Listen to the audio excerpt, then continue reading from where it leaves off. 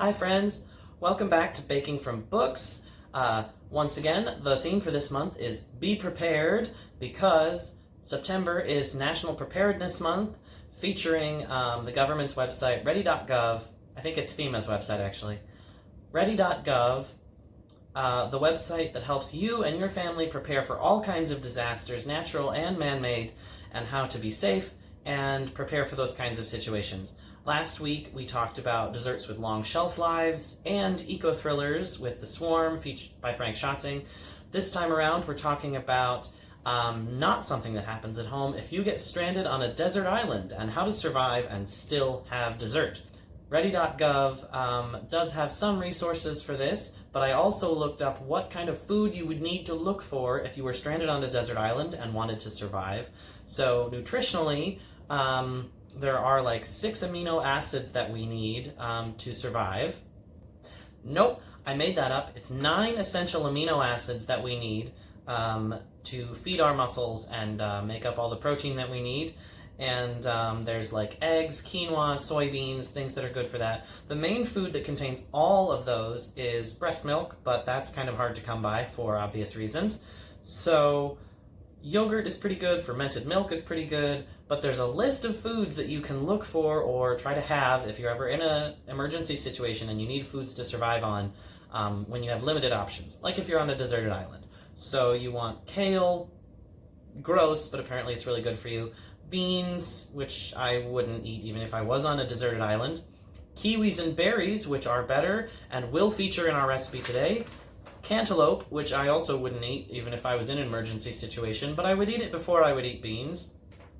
Quinoa, which is, and seaweed, which in our recipe today, the book that we're featuring, it actually would be a viable option. Seaweed has a lot of nutrients, so don't look down your nose at it if you're ever on a deserted island. That list is in your recipe packet, which, as I said last week, this is a much longer, thicker recipe packet because it has advice and tips from ready.gov on how to be prepared for disasters and how to take care of yourself and make different desserts. So do download this recipe packet. Our book today is a little bit older. It was published in 2011. It's called Beauty Queens by Libba Bray. And it's a very fun satirical read, sort of like Terry Pratchett, which we featured early on in this series. Contestants for the Miss Teen Dream pageant are on their way to the competition, and they think it's going to be a fun time on the beach, and instead they get stranded on a desert island. And there's a lot of power plays and cattiness and rehearsing for the pageant, alongside struggling for survival and trying to make sense of where they are and what's going on and if they're going to be able to get home. But there are a lot of real thoughts mixed in about pageants and beauty culture and how toxic it all is and how racist it can be, homophobia, transphobia. There's a lot of real insights, so you can tell Bray really takes these issues seriously. Meanwhile, throughout the book, there's also commercials and asides about the corporation that puts on the pageant. Spoilers, the island is not as deserted as it appears, and the corporation actually has a secret base on the island. Come to this book for the hilarious hijinks, but stay for the really serious issues being satirized that Bray is taking seriously. Keep in mind that the language we use to discuss these issues, racism, transphobia, the language has changed in the 10 years, so this book is going to sound a little different, but the care for those issues is the same. Unlike Terry Pratchett's satire, which is sort of, it is what it is, this satire is looking very much towards raising awareness and possibly making a change in these issues. The characters, however, are still sympathetic, and you really root for them for the most part, and they really keep you engaged in the action of what's going on in the story. A version of this that I saw recently is the show Yellow Jackets, which the library has on DVD, so do check that out if you're looking for a sort of a darker take on this teen girls stranded on a desert island, the feminist Lord of the Flies type of vibe. So, today's recipe. I took a little bit of creative liberty on this one. I was looking at the list of 6 foods that are good for survival on a desert island, and thinking about if I was stranded on a desert island, what would I want to eat for dessert in that situation? What would be a possibility? And I landed on, you might have access to fruit if it's the right kind of tropical island, and so you might be able to make a fruit salad, and you'd really want a popsicle. So we're making fruit salad popsicles today. I understand that they might not have a freezer, but in Beauty Queens, you never know what a Beauty Queen's going to have in her luggage, so who knows, you might be able to make it. Another option, if you had a sort of a personal blender or a food chopper, would be to make a fruit and kale smoothie or a fruit and seaweed smoothie, which would also give you nutrients and feel a little bit desserty. The benefit of this recipe is that even the most anxious beauty contestant who might be struggling with an eating disorder couldn't deny that this has nutritional value and it's low in calories and it's also really tasty for dessert. Keep in mind that there are a lot of options in the recipe packet, so if this one doesn't float your boat, there's a couple of other dessert options that still tie into this book, including one that just takes like blue Gatorade and like honeydew melon. That one would also be even easier than this, so do check out all the other options in the recipe packet as well. Some tips and tricks to keep in mind when you're making popsicles, because I haven't done this before, I did have to look this up, but do wait the full 5 to 8 hours to make sure they're frozen. You do not need a popsicle mold for this. You will see when we start this recipe that we're using a couple of different unconventional options because we don't have a popsicle mold, so don't be scared away by that. You can store them either in or out of their molds. There's a couple of tricks to get them out of their molds, which I'll show you when we get all done with ours. Popsicles, and this does tie into our theme of be prepared. Popsicles, if you have the freezing capability, can last 3 to 6 months, so you can have dessert for a long time with actual good nutrients in it, so keep that in mind. One of the most important tips and tricks of this is how to get the stick in it, because you'll see the way that we do it, the stick's going to fall over. You want it standing up so you can hold the popsicle reliably.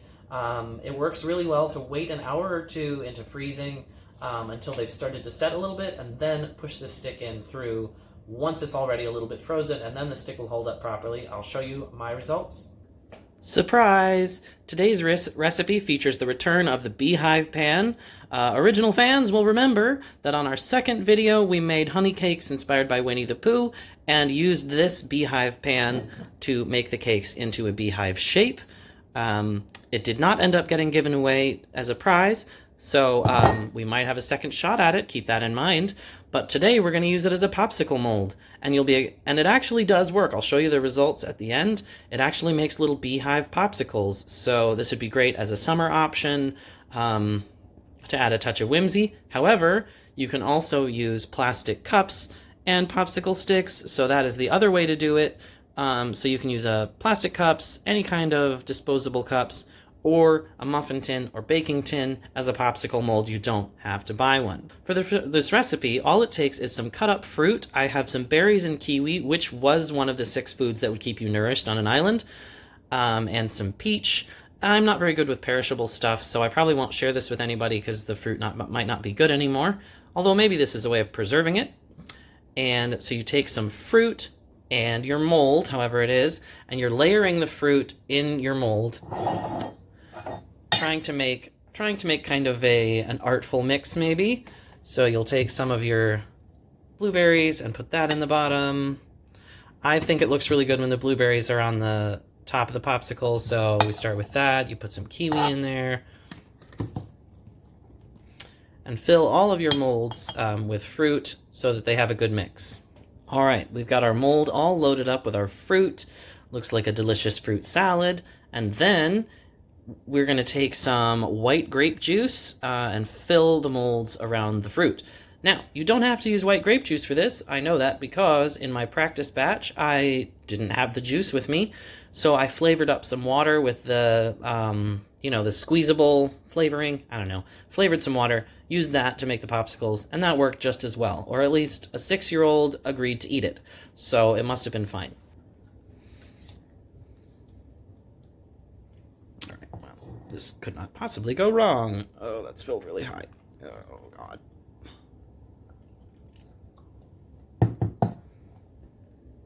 Didn't spill as much as I thought. All right, cool. All right, so now we've got our popsicles all filled, and we're going to stick them in the freezer and let them freeze up for those 5 to 8 hours, and I will show you what the results look like. Once your popsicles are all frozen, the biggest challenge is getting them out of the molds neatly, especially when they're a special pattern like the beehive ones, but it's actually really easy when you can use a sink or like a plastic tub. Anything that's big enough to fit your mold in will be fine, and you fill it with some warm water. In this case, I used a plastic tub that looks like this. This tub is big enough for my beehive pan, so I put just a little bit of warm water in the bottom, and the popsicles popped right out once I put it in there for, that's probably under 2 minutes.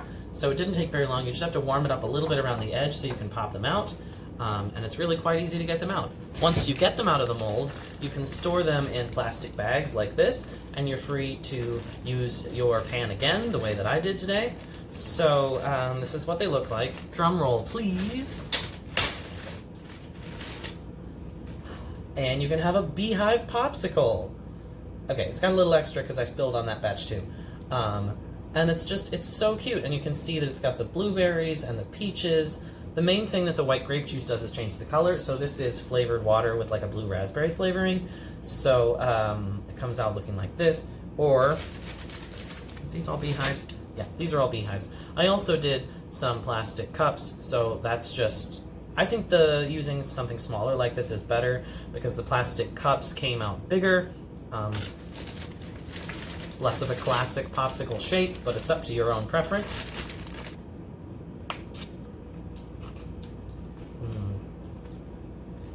I really like the flavoring of water that I used, so I thought that came out really well, and it tasted really good.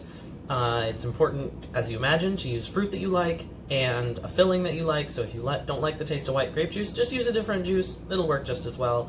It's possible it would affect the freezing time depending on the juice, but I'm not a scientist, I don't remember off the top of my head. It's a quick and easy recipe, so long as you have access to a freezer full of nutrients and good fruits that would keep you nourished on a desert island.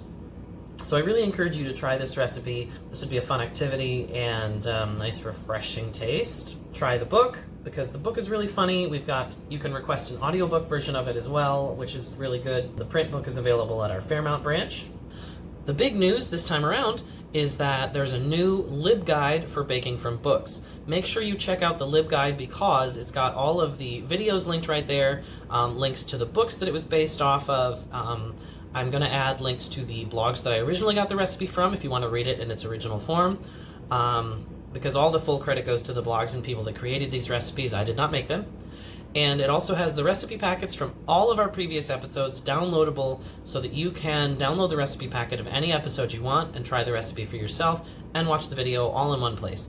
So check out the LibGuide for this. It's under Baking from Books on our LibGuides page. There's a lot of other LibGuides to check out, so definitely do take a look at those as well. They've got fantastic librarian curated resources for almost any topic you can imagine. Thanks for tuning in today. This has been Baking from Books. We'll have another round of recipes available for you soon, so stay tuned for that. In the meantime, happy reading, happy baking, or freezing as the case may be.